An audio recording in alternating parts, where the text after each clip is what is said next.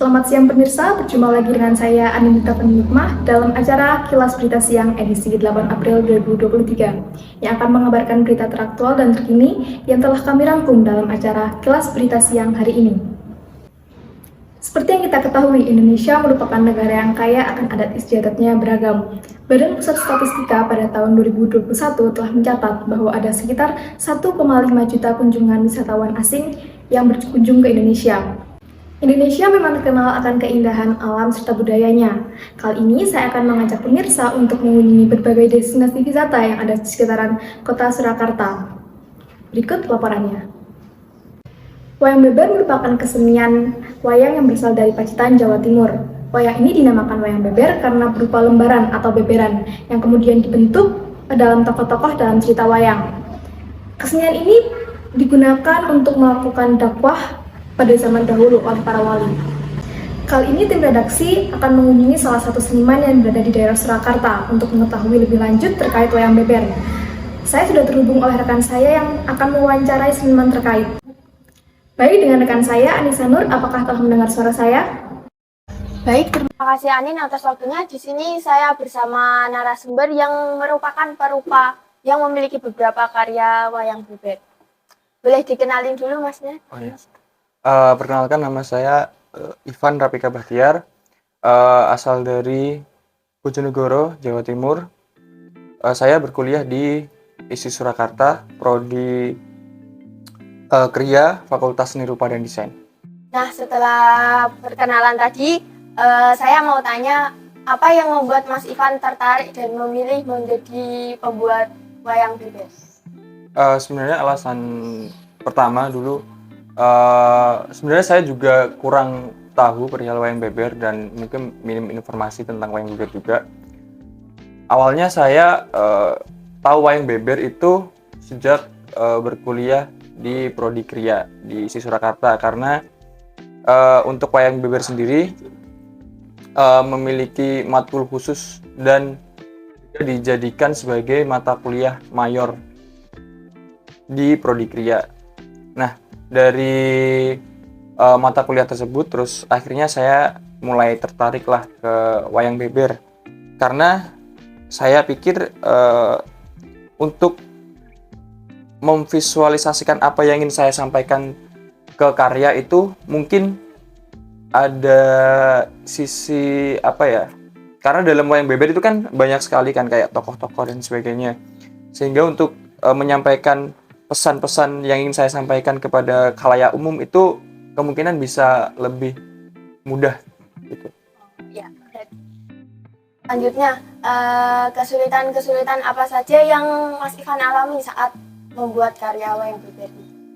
Untuk kesulitan sendiri, karena wayang beber sendiri kan mungkin lebih mirip ke wayang purwo atau wayang kulit, tapi juga memiliki sisi yang berbeda perihal bentuknya. Mungkin apa ya, karena di wayang beber itu kan banyak sekali pose-pose yang kadang kita jarang temukan di wayang-wayang purwo. Semisal orang bersila dan sebagainya, itu yang dasar. Nah, di situ kita harus bisa menentukan proporsi tubuh yang pas untuk wayang beber itu sendiri. Terus kedua adalah pemilihan warna. Pemilihan warna di karya itu penting banget sih sebenarnya, karena warna itu sendiri melambangkan, bukan melambangkan sih, lebih ke, karena warna itu sendiri bisa menyampaikan pesan-pesan kita juga gitu. Ada unsur semiotiknya di situ. Nah, untuk kesulitan ketiga itu lebih ke pewarnaan, karena di wayang beber kita itu menggunakan pewarnaan yang disebutnya teknik sungging. Teknik sungging itu sendiri teknik yang diciptakan oleh Raden Sugeng Prabangkara dari Majapahit. Jadi tekniknya itu untuk pewarnaannya kita bukan seperti yang biasanya kalau orang lukis pakai teknik dusel itu kan tinggal di blend gitu kan warnanya. Tapi kalau kita enggak, kalau teknik pewarnaan sungging itu lebih ke pewarnaan layer ke layer. Semisal kita mau ngasih warna hijau ya. Ngasih warna hijau itu kita dimulai dari putih. Jadi kita warna putih dulu. Terus habis itu baru bawahnya ini kayak semisal ini ya, hijau dari putih terus ke kuning nanti ke hijau muda, terus dilanjut lagi nanti di bawahnya lagi satu layer lagi hijau yang lebih tua lagi, terus nanti di bawahnya lagi paling akhir nanti kita pakai hijau yang paling tua. Jadi pewarnaannya itu harus satu-satu. Berarti harus step per step gitu ya. Step by step, nggak bisa langsung didusel gitu kalau pewarnaan wayang beber. Bahannya sendiri apa sulit ditemukan? Untuk bahan sebenarnya kalau kami di Kria itu untuk bahan itu sebenarnya kita bisa membuat wayang beber ke bahan apapun, semisal kayu, kulit, logam dan sebagainya, karena kita terbiasa untuk mengenal material bahan. Nah, tapi untuk bahan wayang beber yang asli itu sebenarnya wayang beber dibuat di kertas yang namanya kertas daluang, itu dari pohon daluang yang pohonnya ditumbuk-tumbuk sehingga melebar gitu kan membentuk kertas. Itu kemungkinan untuk saat ini masih sulit untuk dicari ya untuk kertas daluangnya sendiri. Namun seiring berkembangannya waktu kan kita nggak mungkin cuma pakai kertas. Ya. Nah, untuk sekarang kebanyakan wayang beber itu pakainya kain kanvas. Pakai kanvas.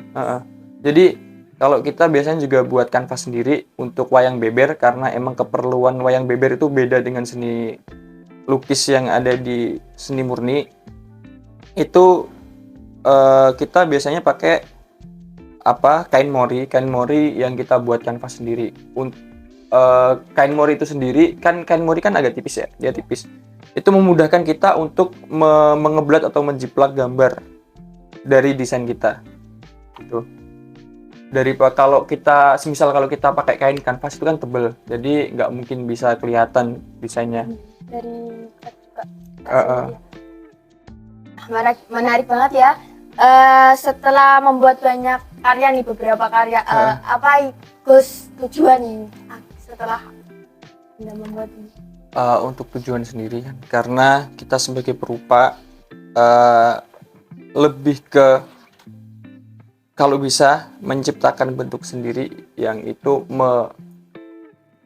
menggambarkan ciri khas kita sebagai pembuatnya, dan juga agar karya itu dikenal orang umum, orang khalayak umum, atau ya orang banyak lah, dengan cara baru dilihat sekilas sudah tahu siapa membuatnya. Itu sebenarnya keinginan saya. Jadi gimana pun harapan saya bisa terus eksplorasi dalam bentuk-bentuk wayang beber sendiri. Gimana caranya itu bisa menjadi, dari eksplorasi itu nanti bisa menjadi bentuk wayang yang mempunyai ciri khas yang mungkin nanti bisa menggambarkan bahwa ini loh karyaku gitu. Ya. Ini karyanya Ivan gitu. Ya, makasih ya Mas. Iya. Makasih atas waktunya, meluangkan waktu untuk berbagi cerita tentang membuat wayang beber ini. Ya. Oke, kita kembali ke Anin yang ada di studio. Saya Anissa pamit undur diri. Terima kasih kepada Anissa yang telah melaporkan. Berita selanjutnya tentang sebuah lembaga pelatihan barista di bawah naungan PKPM Pionir yang berada di daerah Surakarta akan disampaikan oleh Aura. Baik Aura, apakah sudah terhubung? Baik, terima kasih Anin. Sekarang saya sedang berada di sebuah coffee shop di daerah Surakarta, Jawa Tengah. Sekarang saya sedang bersama narasumber. Boleh diperkenalkan dulu nama dan usianya? Ya, perkenalkan, nama saya Ikhtiar Sedia Pambudi, bisa dipanggil Tiar. Saya lahir di Surakarta tanggal 4 bulan Mei tahun 2000. Oke, boleh Anda jelaskan nggak sih Kak, jadi bagaimana usaha yang Anda rintis ini dan seperti apa latar belakangnya? Saya mendirikan kedai kopi Pionir ini berdiri pada tahun 2000, lebih tepatnya tanggal 20 Juli tahun 2020. 2020? Iya, 2020. Karena dulu di daerah sini masih belum ada. Oh gitu. Iya, di daerah sini masih belum ada kedai kopi. Oke, baik. Jadi awal mula dari pendirian usaha ini dilatar belakangi oleh apa Kak? Untuk awalnya sih sebenarnya saya dulu tahun 2019 saya hobi nongkrong. Oh gitu. Lebih suka nongkrong coffee shop. Cuman di daerah Solo. Cuman pada tahun itu masih belum banyak. Iya, Tahun 2019 itu masih sedikit lah. Belum kayak sekarang. Terus setelah itu pada tahun 2020 saya punya ide. Dan di daerah saya sini kan belum ada sama sekali sih. Udah saya membuka kedai kopi itu di Palur ini. Berarti itu termasuk manfaat dari ini ya, Masnya nongkrong-nongkrong itu jadi terinspirasi juga. Iya, betul. Oke, selanjutnya ditanyakan, oke, jadi apa sih yang menjadi karakteristik dari usaha coffee shop milik Masnya ini? Kan mengingat bahwa di sini tuh sekarang ini ya udah banyak sekali coffee shop di mana-mana gitu. Jadi apa yang menjadi daya tarik tersendiri dari coffee shop milik Masnya? Oke, kembali lagi ke dulu ya. Dulu itu di era itu masih mulai trennya kopi susu. Oh iya. Kopi susu. Nah, dan itu saya sangat suka sama kopi susu itu. Sampai saya benar-benar ibarat saya keliling dari Surabaya, Bandung, itu yang saya coba pasti kopi susu. Oh gitu. Nah, setelah itu saya menciptakan kopi susu. Di sini namanya Piku Coffee. Berarti yang menjadi karakteristik dari coffee shop ini ya? Iya, itu best sellernya dari Bestsellernya. kita. Itu dari perpaduan 3 susu yang berbeda-beda. Boleh dijelaskan seperti apa? Buatannya, itu ada susu UHT atau fresh milk bisa, terus ada susu kental manis, terus ada satu lagi susu evaporasi. Nah, itu evaporasi itu dulu jarang digunakan dan malah belum pernah. Mungkin bisa dibilang di sini malah pertama kali. Jadi yang pertama di sini gitu Iya. ya? Nah, kita ngelobi sama pabriknya langsung di susu evaporasi itu, dan kemudian semakin lama sekarang sudah mulai menyebar. Jadi seperti yang saya ketahui tadi kan sepertinya ada tempat pelatihan kan ya di belakang. Bisa Anda jelaskan itu seperti apa ya Mas? Ada kaitannya nggak sama coffee shop ini? Oh gini, ada. Sebenarnya Pioneer Coffee ini itu unit usaha dari PKBM Pioneer. PKBM Pioneer itu pusat kegiatan belajar masyarakat. Jadi itu UMKM-nya dari PKBM.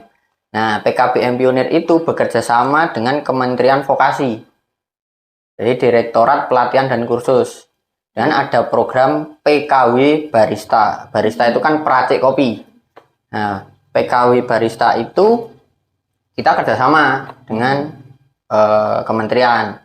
Itu nanti pelatihan itu menjaring orang-orang yang mungkin masih menganggur, yang tidak lanjut sekolah, untuk diberikan pelatihan, diberikan ilmu kewirausahaan dan digital marketing. Setelah ikut pelatihan itu kita nanti diberi alat untuk langsung melakukan wirausaha. Difasilitasi gitu Iya, ya? langsung difasilitasi untuk langsung terjun, langsung jualan, berwirausaha.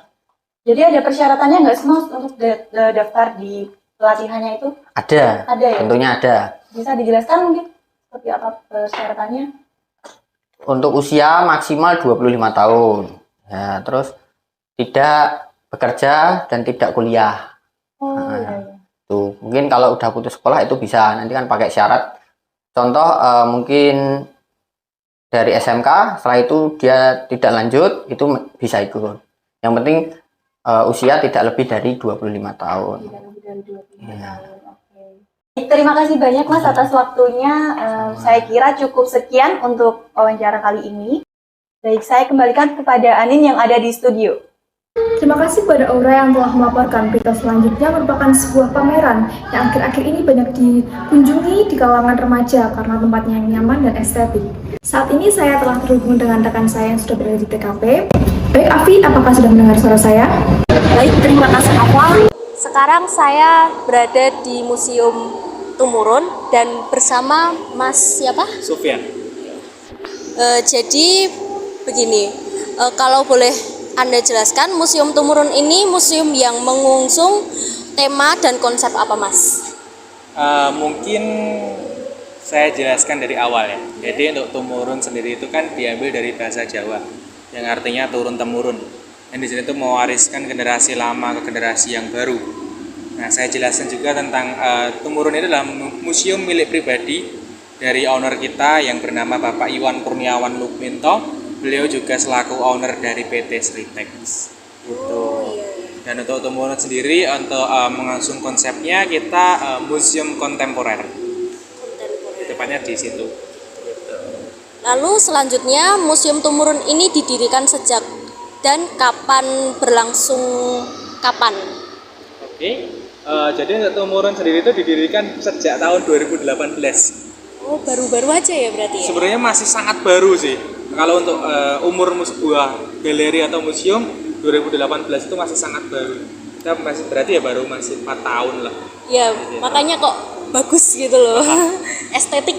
Ya, terima kasih. Terus Ya, terus yang selanjutnya, lalu sistem operasional dari Museum Tumurun sendiri bagaimana dan apakah ada aturan atau syarat khusus bagi pengunjungnya? kalau sistem operasionalnya mungkin di jam kunjungan dan lain-lain ya. Atau yang lain. Ya, yang buat kunjungannya aja sih mas. Kalau untuk kunjungannya, kalau sistemnya kita by appointment atau by reservasi, di mana untuk pengunjung sendiri atau para visitor yang ingin masuk ke dalam Tumurun Museum itu diwajibkan harus reservasi dulu sebenarnya di webnya kita di www.tumurunmuseum.org. Nanti di situ sudah tertera semua tentang hari, tanggal, jam dan waktunya sudah ada di situ semua. Nanti teman-teman yang mau mungkin masuk ke dalam Tumurun Museum bisa reservasi di situ. Kita ada dua jalur, ada yang free, ada juga yang berbayar. Nah, kalau untuk yang free sendiri kita batasi dengan kuota yang minim. Jadi untuk teman-teman yang mungkin ingin berkesempatan datang ke museum dengan kuota free kita, mungkin bisa siap-siap war aja, war sama yang lain.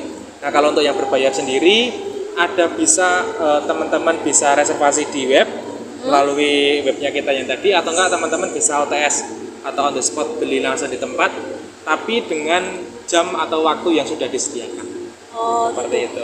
Untuk kuota yang gratis itu berapa ya mas ya? Kalau untuk yang free sekarang ini kita di 10 orang per sesi. Oh, 10 orang aja ya, dikit ya berarti ya? Ya. Gitu. Terus lanjut sama pertanyaan selanjutnya, siapa saja yang menjadi partisipan atau yang ikut memberikan karya di museum ini? Terus kalau ada, boleh Anda sebutkan nama artis atau seniman yang Anda kenal? Sebenarnya kalau partisipan itu bisa dibilang mereka titip ke kita kalau itu partisipan. Nah, kebetulan kalau untuk Tumurun sendiri itu adalah museum pribadi dan semua yang ada di sini itu sudah milik pribadi dari owner kita. Oh, bukan yang kayak dari universitas mana gitu, bukan ya? Tidak ada. Jadi memang itu milik owner kita sendiri. Nah, kalau untuk artis atau senimannya sendiri itu banyak banget. Banyak banget. Kalau untuk yang terfavorit mungkin kita punya kayak Edi Susanto, Eko Nugroho, terus ada juga Rudi Mantovani dan lain-lain.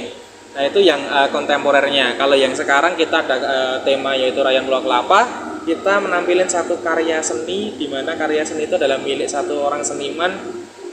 Mungkin beberapa orang, walaupun dia bukan high dengan seni, pasti mereka juga akan tahu siapa seniman itu, yaitu Raden Saleh. Iya, Raden Saleh ya, kayak yang ada di film-film Ya, itu. yang kemarin film itu. Bagus itu. Terus lanjut ya Mas ya. Secara garis besar, atau apa sih tujuan atau visi misi diadakannya pameran atau museum ini? Kalau untuk museumnya sendiri, dari dulu sampai sekarang, untuk visi misi kita memang untuk ajang edukasi. Untuk ajang di mana kita belajar tentang seni, di mana kita ingin memperkenalkan para seniman-seniman Indonesia ke halayak umum. Apalagi untuk ke generasi milenial zaman sekarang yang mungkin masih bisa dibilang buta tentang karya. Begitu ya. Berarti ini semua lukisannya pasti ada maknanya. Ada maknanya. Makanya di setiap karya kita sudah lengkapi dengan ada QR code, di mana QR code itu isinya adalah arti statement dari satu karya itu. Begitu ya Mas ya. Sudah sampai sini saja ya Mas ya. Terima kasih ya Mas atas meluangkannya waktu. Sama-sama, terima kasih. Jadi tadi wawancara saya dengan Mas Sofian tentang Museum Tumurun. Selanjutnya saya kembalikan dengan Anin di studio. Terima kasih Alfia atas laporannya. Terima kasih kepada rekan-rekan yang telah melaporkan dari TKP. Bagaimana? Informasi yang menarik, bukan? Informasi tadi mengakhiri perjumpaan kita pada siang hari ini. Saya Anindita Penikma, mewakili seluruh kerabat kerja, pamit undur diri. Selamat siang dan sampai jumpa.